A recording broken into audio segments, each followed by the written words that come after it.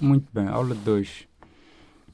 Então, conforme a sequência, continuamos a dar aula 2 sobre como funciona o mercado, não é? Estamos a falar do mercado financeiro no seu todo. Então, a ideia é entender a lógica por detrás dos movimentos e operar com mais clareza. O que é que está a acontecer? Tu tens de entender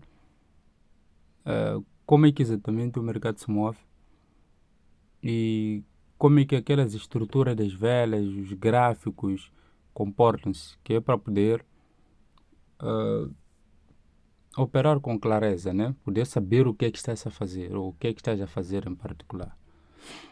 Ok, então o que é que se deseja que aprendas aqui que são esses 5 pontos básicos, já estavam lá marcados na aula. Então, movimento de preço, então tens de saber o que é oferta e demanda, eh, razões para a subida ou descida do preço. Então, aqui geralmente tem acontecido, ou seja, não é aleatório que o preço sobe, não é aleatório que o preço desce. Então, precisa saber quais são as razões que influenciam esses movimentos. Quais são as chaves, o que é que o institucional, acima de tudo, faz para movimentar o gráfico ou movimentar o preço com o tempo de forma agressiva. Então, sessões do mercado aqui é muito direto, né? É muito importante saber este ponto também. Então, que é para poder encontrar a importância e as características das sessões. Então, a seguir tem liquidez e volatilidade, né?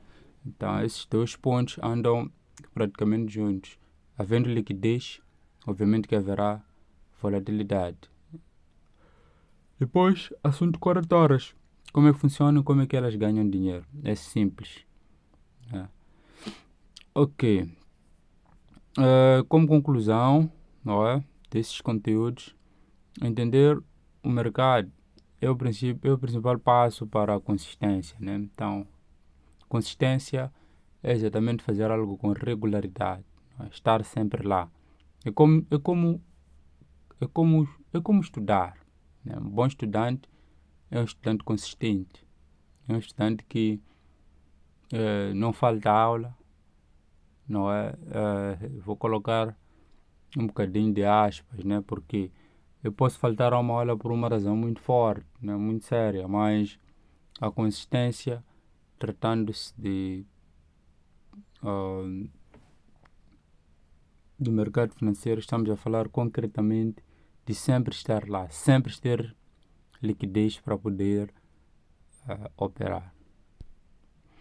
Ok, então temos aqui o primeiro tópico, movimento de preço, oferta e demanda. É, tal como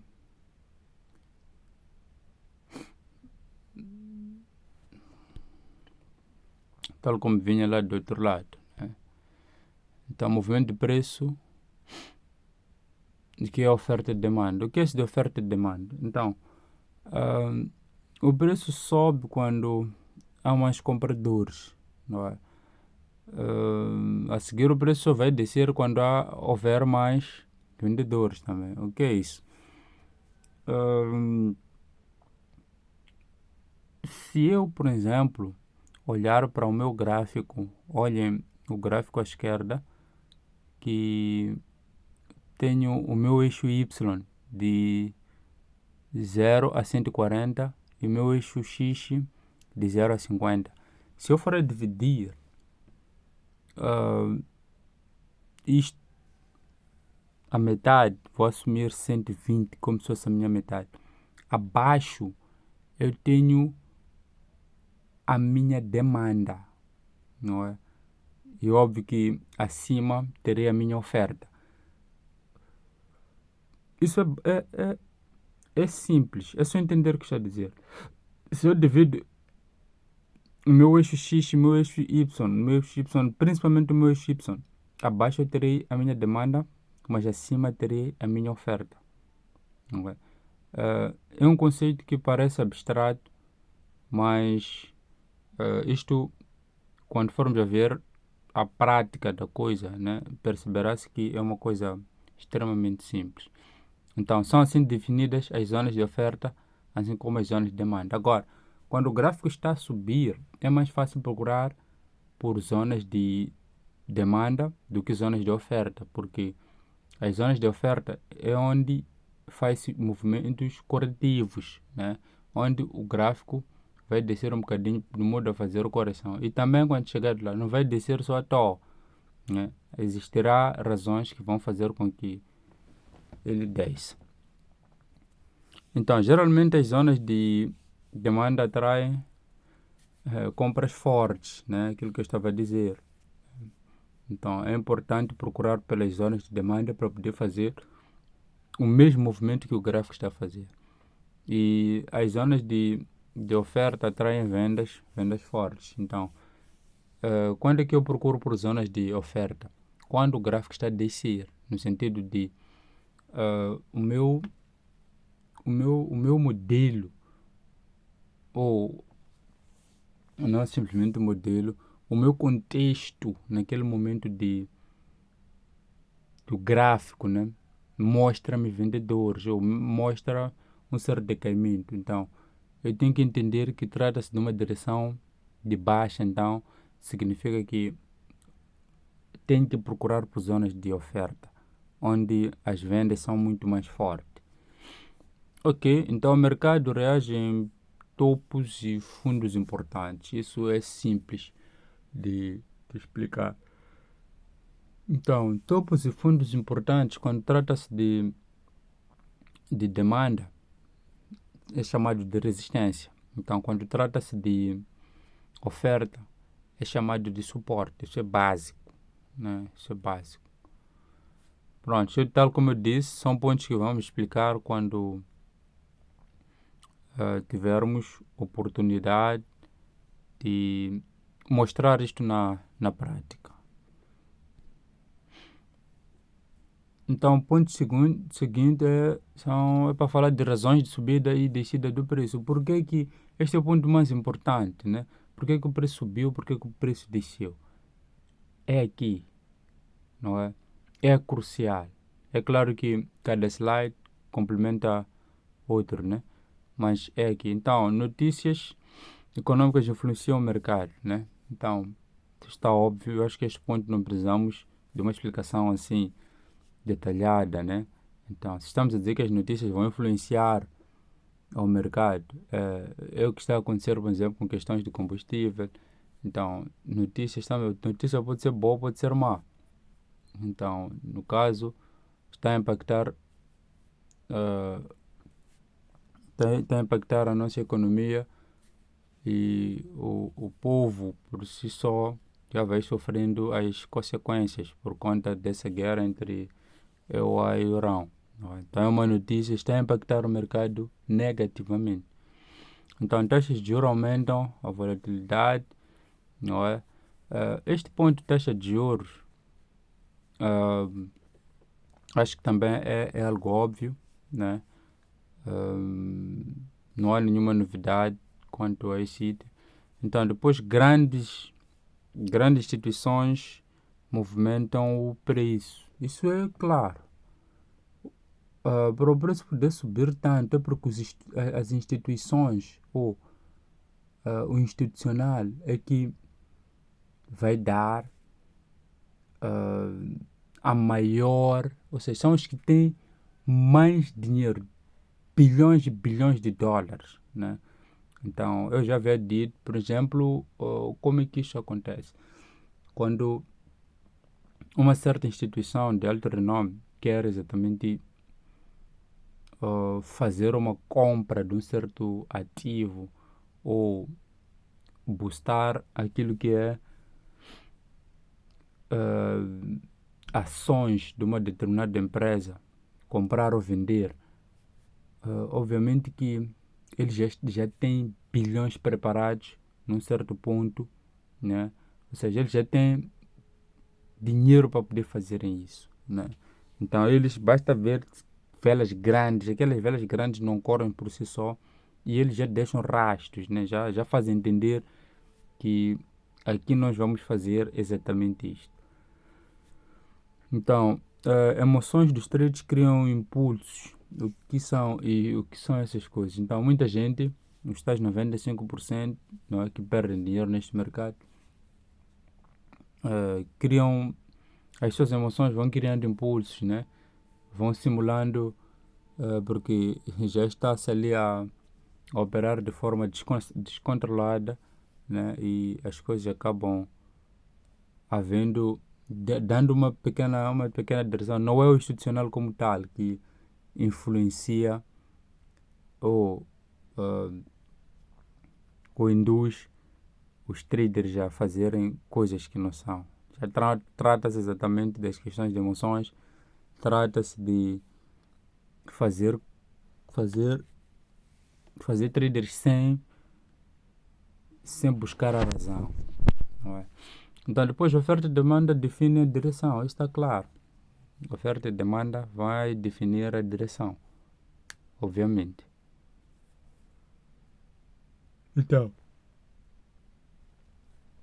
já havia explicado a questão de oferta e demanda.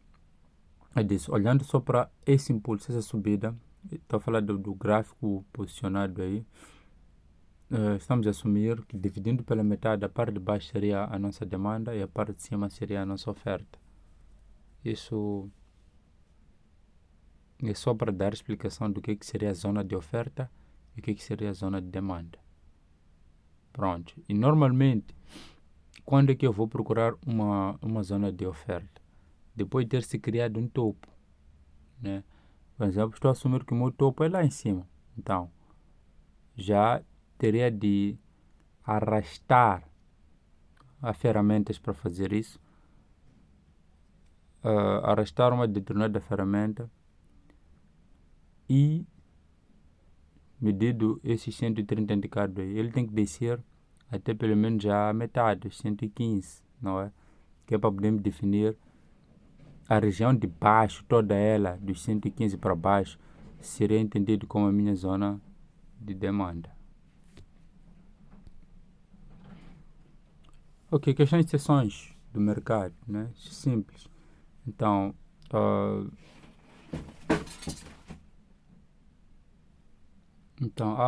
há sessões asiáticas, né? Tem menor volatilidade, geralmente às 20 esta sessão está a abrir, né? Que é o primeiro 10 já indicado, é uma sessão, então tu pode escolher operar das 20 até o fechamento do mercado. Então, Londres tem maior volatilidade de liquidez, Nova York tem movimentos fortes e notícias, né? Então, depois existe uma sobreposição de sessões, então, que é Londres e Nova York. Depois temos horários variam conforme o fuso horário, está claro. Tempo de verão, os horários são outros. E tempo de inverno, os horários também são outros. Agora, a variação sobre o fuso horário, estamos a falar, por exemplo, da diferença que nós temos, por exemplo, com o Brasil e Moçambique.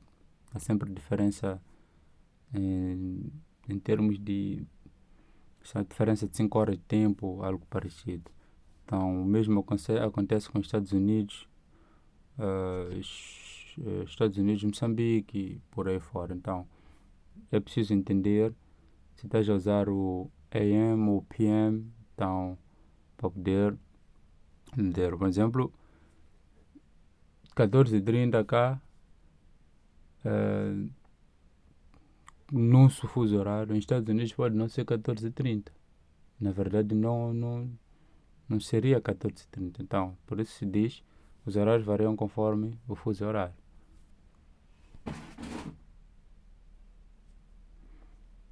Liquidez. Então, outro conceito importantíssimo, não é?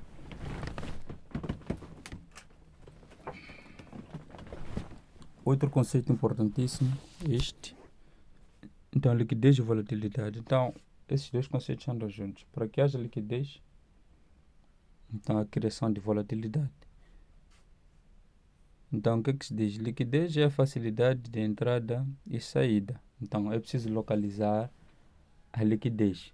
Agora, é extremamente importante a localização de liquidez nos gráficos. Bom, primeiro tu tens de encontrar a liquidez externa, mas não é a que importa. A liquidez que mais importa é externa. É o que o meu mentor diz. Como é que tu vais procurar estar bem do lado de fora se na tua casa você não está bem? Então, procura entender a liquidez interna, tendo vista externa, né? Mas primeiro, mas para poder levar aquela liquidez externa, tens que levar a liquidez, tens que resolver a questão de liquidez interna. Então, o mercado busca liquidez nos topos e fundo. Esse topo é a tal liquidez de fora. Fundo vai depender, porque primeiro temos que levar a liquidez interna para ir buscar a liquidez externa, ou, que é o topo, ou vir buscar a liquidez externa novamente, que é o fundo, porque isso já vai depender da direção do mercado. Se o mercado está a subir ou está a descer. Então, é daí que vamos definir se a liquidez é interna ou externa. Então, volatilidade representa a força de movimento. Está claro, tudo isso influenciado por questões de liquidez. Então, depois aparece que notícias aumentam volatilidade, claro. Há sempre uma influência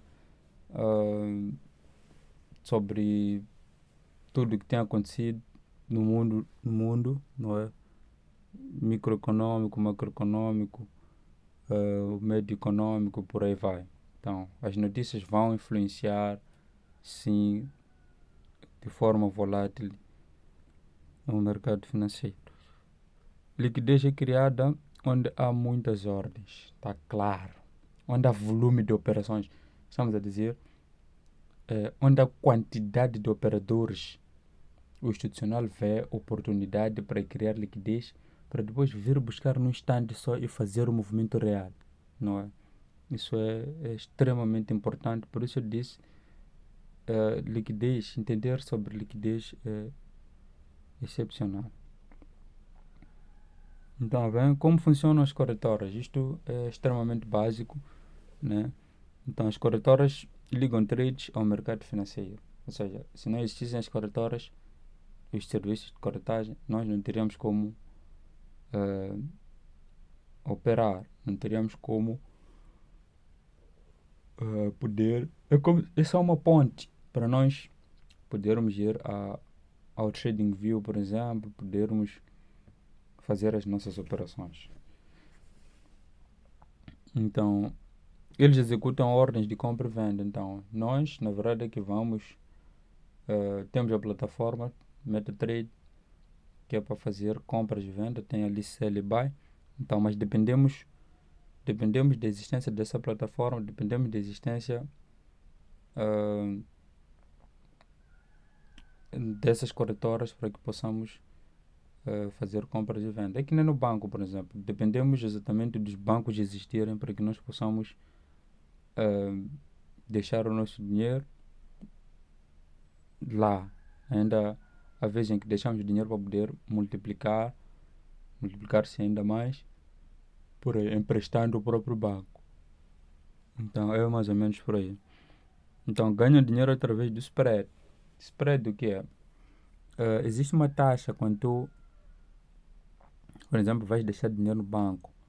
Tu não levantas o mesmo dinheiro. Depositas, mas o levantamento já não sai taxativamente do mesmo dinheiro. Pode até parecer que sai, mas não. Então, ao depositar, automaticamente você já se amarrou, né? Você já está numa questão de ser subtraído, ainda que sejam centavos. Então, é assim que eles, então, para uma coisa de 1 milhão de pessoas, aqueles centavos para eles é muito dinheiro. Pronto. Então, algumas cobram comissões, está claro. Não, algumas cobram comissões, depois de você fazer lucros, quando você levanta o dinheiro, praticamente já não é o mesmo também. Mas é sempre numa taxa baixa e não são todas as corretoras que vão te cobrar comissões de levantamentos ou de depósitos. Por isso é preciso saber escolher uma boa corretora. Então, fornecem plataformas e alavancagem, isso já havia explicado, né? Então, fornecer plataformas, estou a falar exatamente exemplo, o Millennium Beam, a BCI, eles têm os seus apps, né? Então, tem as suas plataformas, então, é mais ou menos isso que está aqui a se dizer. Então, como conclusão, o mercado move-se através de oferta e demanda. Depois, questões de notícias econômicas, instituições influenciam os preços. Então, depois, as seções de mercado criam diferentes oportunidades, está claro. Liquidez é buscada em zonas importantes do gráfico. Aquilo que eu disse, este ponto é muito importante. Liquidez é buscada em zonas importantes do gráfico. Então, é sempre uma zona, não é uma linha, é uma região, não é? Então, é preciso entender de que região se trata. Então, conhecendo isto, top. Então, a volatilidade aumenta durante movimentos fortes, claro. Então, corretoras executam ordens e lucram através do spread. Então, este ponto também já havia sido explicado, mas se calhar só para entrar um bocadinho em anotações, diríamos, no momento em que tu abres uma operação para poder comprar ou vender, tendo em conta o seu estudo, tendo em conta a identificação das tuas ordens do institucional, então tu pagas instantâneo, pagas naquele momento. É por isso que sempre que entramos no negativo, no vermelho, porque a corretora já cobra aquilo que é o seu spread. Pronto. Então, depois, disciplina e análise são essenciais para a consistência. Então, se precisa-se de consistência neste mercado, então é preciso ser disciplinado e saber fazer análise. Então, é praticamente tudo que se tinha aqui a dizer sobre este capítulo. Então, sobretudo, ah, eu acho que deixei uma pequena luz. Não é? E a ideia não é se limitar ao que aqui vai se dizendo, mas é procurar entender o que é básico, porque há coisas que só serão óbvias, só serão entendidas na íntegra se apresentar o gráfico e principalmente a questão de oferta e demanda. Tem que saber o que é essa coisa de sell or buy, como é que funciona, como é que se faz, não é? Então, é natural e simples. Ok, então era só isso que tinha para apresentar. Então, espero que se tenha atingido o objetivo.